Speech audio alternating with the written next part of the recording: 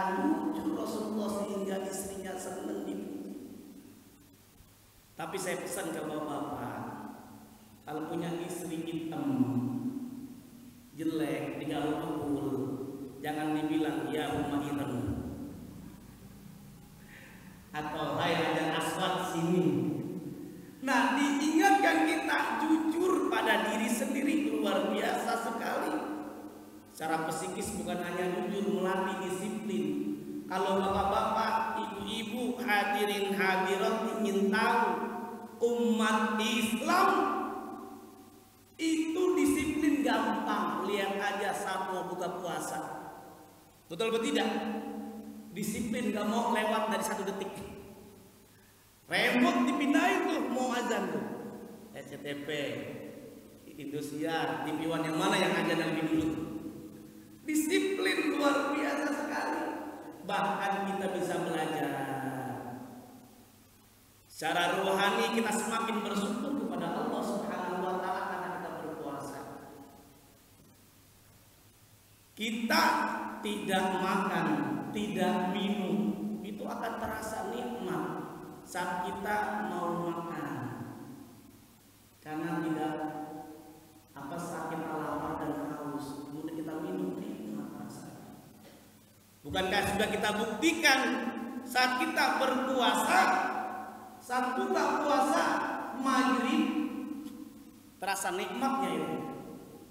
Minum jangankan segelas, seteguk saja itu terasa nikmat. Apa yang terucap dalam jiwa kita, badan kita, lisan kita, alhamdulillah, luar biasa sekali.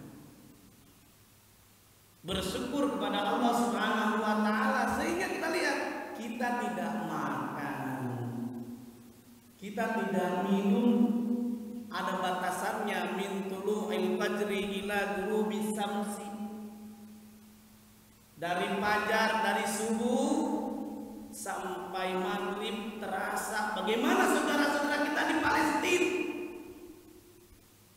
yang mereka dibombardir, dibunuh, dihancurkan dengan bom. Boleh jadi tumpahan pun sulit sekali. Bagaimana dengan saudara-saudara kita yang hidupnya di pinggir jalan, yang gak punya rumah? Maka orang yang berpuasa dia akan sehat secara rohani, semakin bersyukur kepada Allah Subhanahu wa taala. Kita doakan semoga saudara-saudara kita kaum muslimin dan muslimat di Palestina Allah berikan kesabaran, Allah berikan ketabahan. Semoga Allah laknat Israel. Dan kita doakan mereka yang masih berjuang, yang masih hidup agar berikan ketabahan-ketabahan. Mereka yang meninggal dunia semoga dinilai oleh Allah sebagai husnul khotimah. Amin ya rabbal alamin. Kita berpuasa, orang-orang lagi berpuasa nikmat-nikmat beribadah, tiba-tiba meninggal dunia dibom.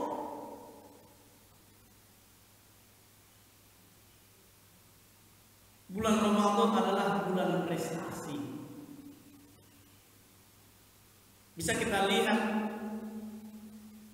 ternyata Ramadan walaupun kita berpuasa lemes, banyak prestasi yang harusnya kita raih. Perang Badar dimenangkan oleh umat Islam bulan apa hadirin hadirat? Bulan Ramadan, bulan puasa. Merebut Konstantinopel, melalui sana Spanyol, Andalusia, tarik Gibraltar, dimenangkan tahun bulan Ramadan, bulan puasa. Indonesia merdeka di bulan Ramadan, tepatnya 17 Agustus tahun 45. Ada yang menyatakan Indonesia merdeka 17 Ramadan, ada yang bilang 9 Ramadan. Terlepas perbedaan, yang jelas terjadi di bulan Ramadan. Kita harusnya bersyukur kepada Allah. Apa sebabnya? Karena Indonesia merdeka tanggal 17 Agustus. Coba kalau seandainya 17 Agustus benderanya jadi apa kita? Benderanya kan merah putih. alhamdulillah, bersyukur. Coba bayangkan, bandingkan kalau Indonesia merdeka 14 Februari, benderanya pink.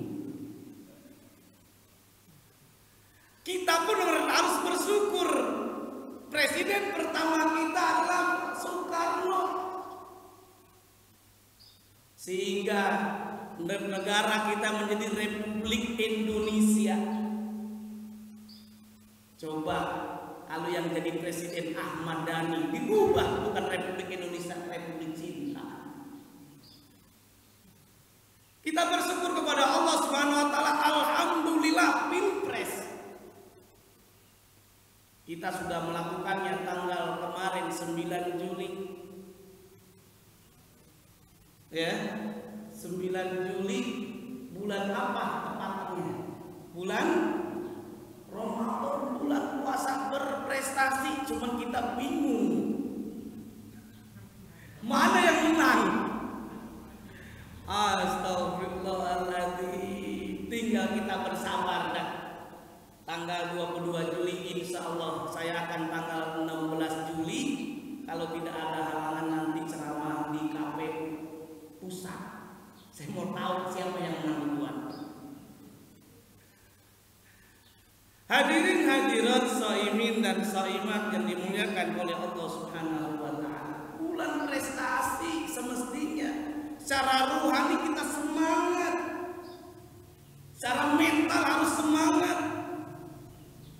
Sehingga bisa kita lihat pengarang kitab tafsir Al-Azhar, namanya Buya Hamka, mengakhiri karya tulisnya, kitabnya dari tafsir Al-Azhar dilaksanakan yaitu pada bulan Ramadan.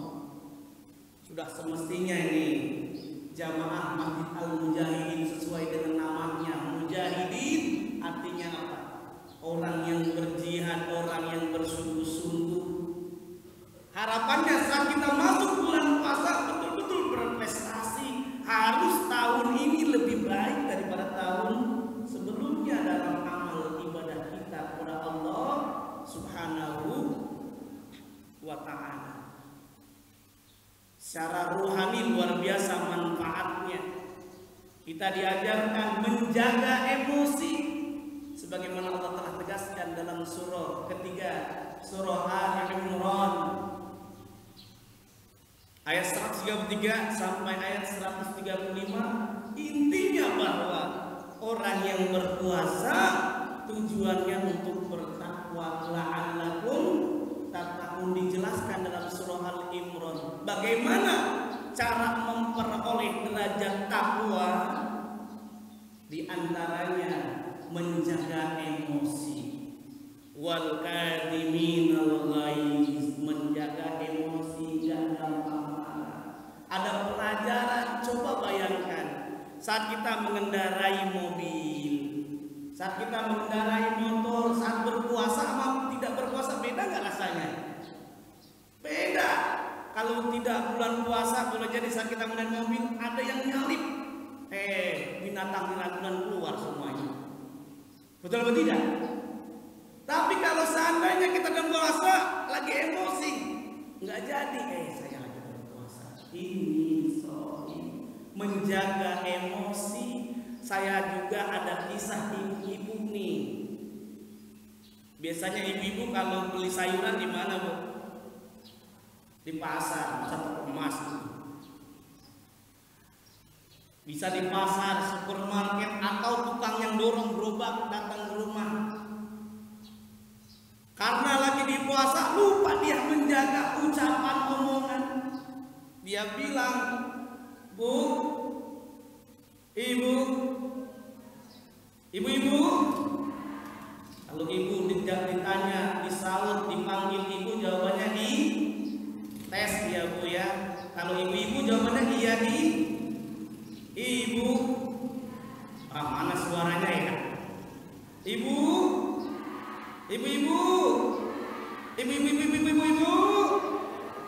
Enak Ustaz kerjain nenek. Kalau kita coba kita ada renungan kisah ibu-ibu beli sayuran. Ramadan kenapa jadi naik?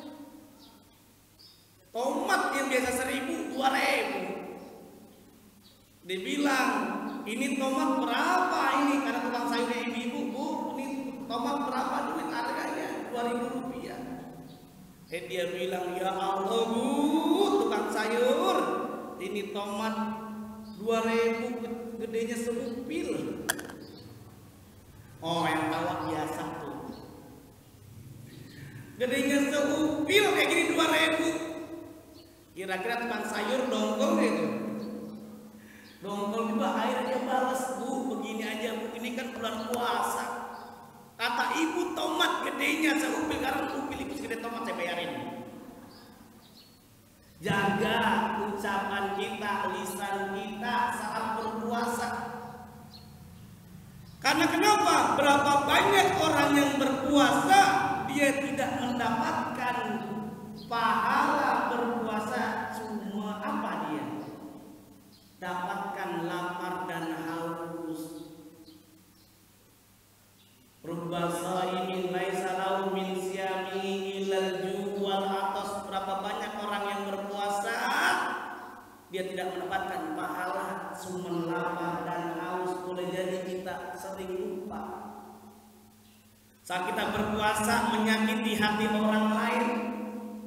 Boleh jadi saat kita berpuasa lupa ada amalan-amalan yang mengurangi nilai pahala kita sehingga pahala kita berkurang. Ada tuh ibu-ibu ikut pengajian di Bekasi, ikut pengajian 1 jam, ngomongin tetangga 4 jam, habis dah pahala. Tekor. Hadirin hadirat yang dimuliakan oleh Allah Subhanahu wa taala. Oleh karenanya yuk mumpung masih bulan Ramadan. Karena makna Ramadan itu bermakna berasal dari kata Ramadan yang berarti adalah pembakaran. Pembakaran apa? Dosa-dosa kita, dosa kecil kita yang dihapuskan oleh Allah Subhanahu wa taala. Kalau dosa besar tidak bisa kalau tidak bertobat. Dosa kecil kita sering nyakiti orang, nyinggung perasaan orang, egois dan sebagainya. Kalau dosa besar kan menyekutukan Allah. Boleh jadi ada di antara kita yang jualan, menjadi pedagang. Pedagangan kadang-kadang lagi ramai, kadang-kadang sepi. Kalau lagi ramai alhamdulillah, kalau lagi sepi kadang-kadang banyak bisikan setan. Datangi dukun, ketik rek spasi. Oh, bapak-bapak, ibu-ibu datang ke dukun, pas dicek ketik rek Selasa. Oh, bapak nggak cocok kerja di air. Cocoknya di mana? Di hutan. Lah orang jualan cendol apa berhenti? Karena kenapa? Gara-gara dukun. Jangankan kita datang mengikuti petunjuknya, kita bilang hebat aja, udah ditolak, tidak diterima amal ibadah kita 40 hari namun. Nah, dengan adanya sehat secara rohaniah, harapannya iman kita bertambah. Kenapa? Ketika Allah Subhanahu wa taala berfirman menyeru kita untuk berpuasa, yang pertama kali yang disebutlah iman. Ya ayyuhal ladina amanu kutiba alaikumus syiyam. Yang diseru senantiasa adalah beriman kepada Allah. Dalam surah 66 surah At-Tahrim ayat 80 Allah telah